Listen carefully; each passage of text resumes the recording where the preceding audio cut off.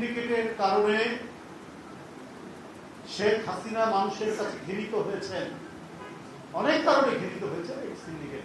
নিজের দলের লোককে ঠিকাদারি পাইয়ে দেওয়া, সিন্ডিকেট করে পণ্য নিজেদের নিয়ন্ত্রণে নিয়ে আসা, আদম সিন্ডিকেট থেকে সবজির সিন্ডিকেট সব আওয়ামী লীগারদের দ্বারা, সেটা ছিল আইনের শাসন নয়, আওয়ামী গুন্ডাদের শাসন ছিল।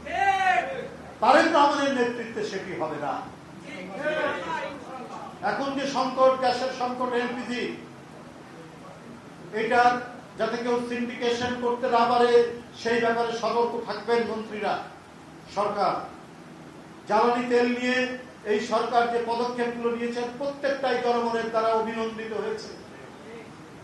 জ্বালানি তেলের দাম বৃদ্ধি করতে দেননি প্রধানমন্ত্রী, যখন জনগণের কাছ থেকে ডিমান্ড এসছে, যখন জ্বালানি তেলের জন্য বিরাট লম্বা লাইন, যে কোনো উপায় নেই, হরমুজ প্রণালী নিয়ে যে ঘটনা চলছে, যে যুদ্ধের আবহ তৈরি হয়েছে, পার্শ্ববর্তী দেশ সহ অন্যান্য দেশে জ্বালানি তেলের দাম হু হু করে বৃদ্ধি করেছে, তখন জ্বালানি তেল নিয়ন্ত্রণে রেখেছিলেন সরকার।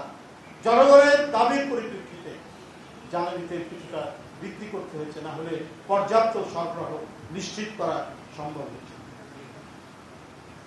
তাই মন্ত্রীরা দায়িত্বশীল ভূমিকা পালন করছেন, আরো পালন করতে হবে। শুধু মুখে কথা বললে হবে না, শুধু এমন কথা বলবেন যেন সামঞ্জস্যহীন কথা না হয়, কথার সাথে যেন কাজের মিল হয়। যে দৃষ্টান্ত প্রধানমন্ত্রী রাখছেন সেই দৃষ্টান্ত অনুসরণ করে আপনারাও করুন।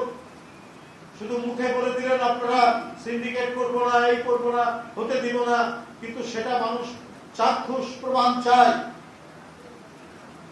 এলপিজি সিলিন্ডার নিয়ে, সবজি নিয়ে, আপনার সবজির বাজার নিয়ে, চাল নিয়ে কেউ যদি কিছু না করতে পারে তার জন্য বাজারে ইন্টারভেনশন সহ দ্রুত গতিতে আইন শৃঙ্খলা বাহিনী কাজ করবে এবং যাদের নামে ন্যূনতম পাওয়া যাবে তাদেরকে আইনের আওতায় নিয়ে এসে শাস্তির ব্যবস্থা করতে হবে। এটাই হচ্ছে সুশাসনের নমুনা।